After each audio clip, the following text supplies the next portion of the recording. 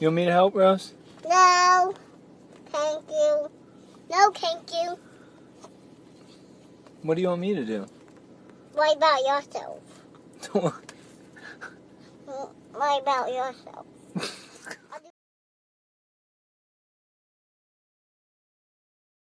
Hey guys, hey guys, hey guys. Welcome back to my world. It's your Hazelite Queen, Kimberleymcleodtv. And in today's video, I'll be doing just showing you guys how I take down my crochet braids. The easy way without messing up your hair or anything like that. Just a quick little video. So I already started it because I don't have to show like every single detail of it. Some of the instruction is pretty straightforward. So what I try to do is separate the top from the bottom, because you know usually when you're doing crochet you do less in the back than in the front. So I'm separating that like that. So let me show you something real quick. Let me turn it around. So if you seal your ends with like the actual crochet needle, you don't need a scissors, but I had to use a scissors because I seal my ends with needle and thread. So I just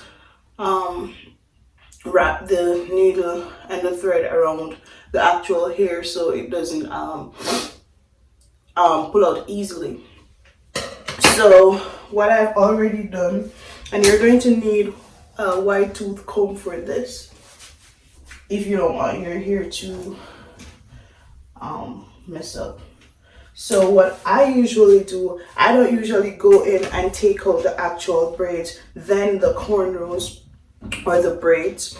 I go in and I actually take the braids out, and in the process of doing so, then the crochet braids will come out easier without you breaking your hair or tearing your hair out. So, not to mention that's my son, he wants to come in here. So, with you just actually pulling the crochet here out of the corner like that is actually very harsh on your hair, especially if you have thin hair. So I would not recommend that to anybody, but most people, they take down their crochet braids like that. So I'm going to show you how exactly I do mine. So as I said, I already started. Let me let him in. Come here. Come here. Say hi. Say hi. Can you give me 2 minutes, baby boy? 2 minutos, 2 minutos, 2 minutos. Life of mom. They say sleep when they sleep, but how does that work? Like literally, how does that work? Because, okay, especially if you're a single mom, you are going to have more things to do around the house than an average household. You have your son. Okay, my son is extra clingy. He loves my attention. He loves being around me. He doesn't like to see my hands free, basically. So whenever, he's such a mama's boy, but I love it. So whenever he realizes that I'm free or whatever, he just ensures that he's in my hands or he's nagging me or something. But it's not nagging, but because I love it.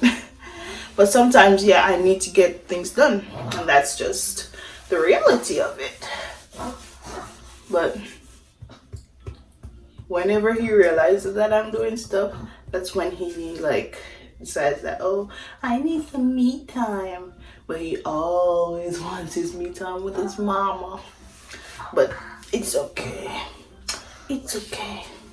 Tell them what you doing. What you doing? What you doing? What you doing? What you doing? Oh my god. So, can I show them how I take out my crochet braids, Kai? I guess that's no. I'll be right back. Back. 2 hours later. So now I'm at the front. I got him to sleep and all of that. I think earlier I was saying that especially the older folks, they would say sleep when they're sleeping. Are we supposed to cook when they're cooking, clean when they're cleaning, bathe when they're bathing, wash our hair when they're washing their hairs? Ooh, I got something in my eye. So honestly, that's not realistic. Yes, you can do it sometimes, but it's not always realistic. But we have to do what we have to do, because it does take a little less time when they're sleeping and you're doing what you have to do, because you know that they're sleeping and they're good. Yes, you check on them occasionally, but you don't have to worry about them being in the way in terms of, for example, you're cleaning the floors or vacuuming or something, and they're walking around and stuff like that. So sometimes it's best, and sometimes you can't even vacuum when they're sleeping, especially my son. He's a light sleeper, so it's very difficult for him to stay asleep during me vacuuming or making anything, doing anything with a loud sound. That's why sometimes I have to go upstairs to my neighbors, because honestly they're too loud, because I'm a light sleeper too, and when I wake up it takes a while for me to go back to sleep. But so it's not all the time, but when I'm tired, you know, definitely everybody, when they're tired, they just go back to sleep. But me, it takes like an extra minute or two to fall back asleep, so that's not good. You guys remember the braid that I had used to protect my thin hair, because I have thin hair. I have thin hair, and I recently permed my hair. For what reason, I don't know. But hair is hair. But my natural hair was really nice. I loved it. Who knows? One day I'll go back natural. One day. One day.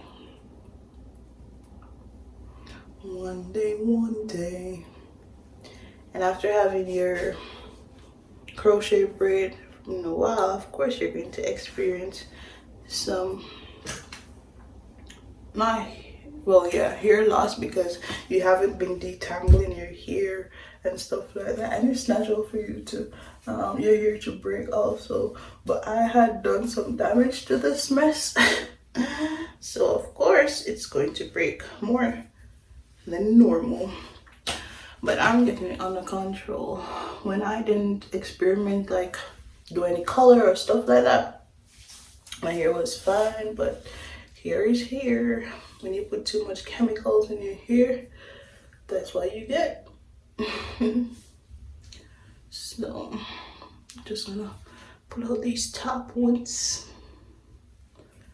and then I'm going to wash it. I don't know if I'm going to put in another braid today, but I have 2 braids that I want to try out. Maybe I'll do a video on that, but I don't know if it's gonna get done today. Hopefully he sleeps long, because I still like have stuff around the house to do. I haven't folded the clothes as yet, and he has a few dirty clothes, so I'm going to wash those. I'm going to do that while I do some stuff in the kitchen. And I'm trying to potty train him, so wish me luck. It's not going too good so far, but I'm gonna try to see my best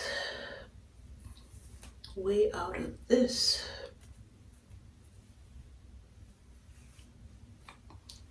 Because the other day he just took off his Pampers. I'm not sure if he had on a pull-up or he had on a regular pamper or diaper that day. But he just took it off and just peed on the floor. So I'm trying to get him to pee on the potty. But yeah, enough rambling.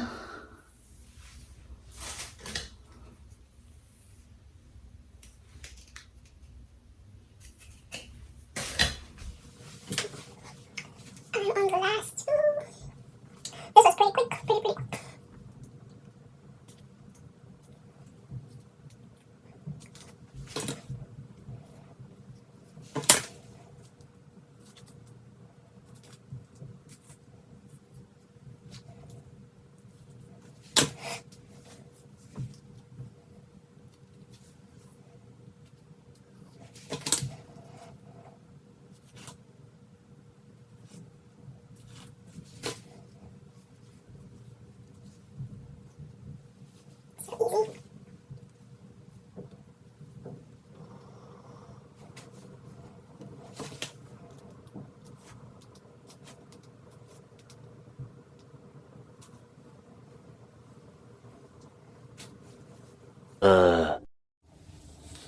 And that's it. Easy breezy, less abrasive method of taking out your crochet braids. I hope this helps someone take out their braids a little bit better. As you can see, it's a white tooth comb. And of course, I'm trying to detangle it a little bit before I wash it.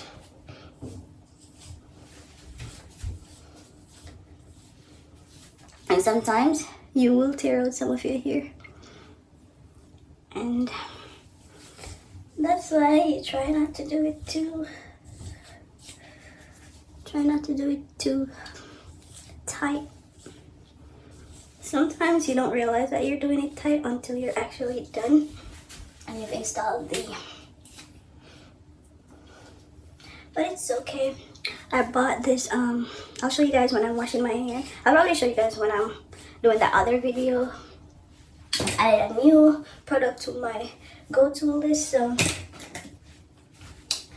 yeah, what I'm going to do now, I'm going to do some stuff around the house. When I get done with that, I'm going to come and wash my hair, take a shower, and then probably I'll do that video. Let's see if Kai wakes up or not. But even if he does, I'm just going to get him something to eat as soon as he gets up, give him something to play with, or give him a puzzle to do. And then I'm going to shower and do those braids. As you know, crochet doesn't take that long, at least not for me, because I have a certain method that I use, a certain process that I use, and it goes by pretty fast unless I'm feeling extra tired. And no, I'm going to drink like a vitamin water because it usually gets my energy up a little bit more. So I'm going to do that. I'm going to do some stuff around the house first, then come back to this. As you can see, I do have thin hair, as I said all the time, but growing up I never had thick hair or anything like that, but it's okay. It's okay. So that is how I take out my crochet braids, the less abrasive method. Tell me if you tried. I mean, try it. So I'll keep tongue twister. I'll see you guys in the next video. Peace.